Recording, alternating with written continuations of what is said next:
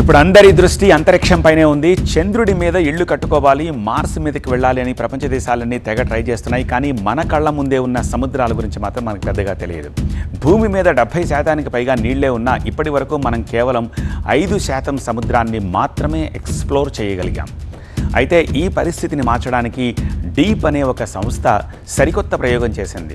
సముద్రం అడుగున మనుషులు హ్యాపీగా నివసించేలా వ్యాన్గార్డ్ అనే ఒక అద్భుతమైన అండర్ వాటర్ హోమ్ని సక్సెస్ఫుల్గా నిర్మించింది. ఇంతకీ ఈ వ్యాన్గార్డ్ ఎక్కడుంది, ఎలా ఉంటుంది?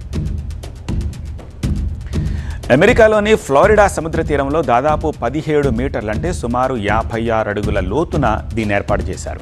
ఇందులో 4 శాస్త్రవేత్తలు రోజుల తరబడి నీటి అడుగునే ఉంటూ రీసెర్చ్ చేసుకోవచ్చు. టీవీ, బెడ్రూమ్, ల్యాబ్స్, ఇలా బతకడానికి కావాల్సిన అన్ని సదుపాయాలు ఉన్నాయి.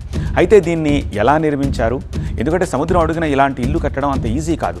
నిపుణుల బృందానికి దీనికోసం దాదాపు నెల రోజుల సమయం పట్టిందట. మొదట సముద్రం అడుగు భాగాన చాలా గట్టిగా ఉండే ఒక పునాదిని నిర్మించారు. ఆ పునాది మీద ఈ వ్యాన్గార్డ్ హ్యాబిటాట్ను అమర్చారు. సముద్రం పైభాగంలో ఉండే ఒక స్పెషల్ బూయితోటి దీనికి కరెంటు, ఎయిర్ లాంటి సపోర్టు నిరంతరం అందిస్తూ వచ్చారు. అయితే దీనివల్ల ఉపయోగాలు ఏమిటి? ఇది కేవలం ఉండడానికి మాత్రమే కాదు, దీని వెనుక చాలా పెద్ద లక్ష్యాలున్నాయట.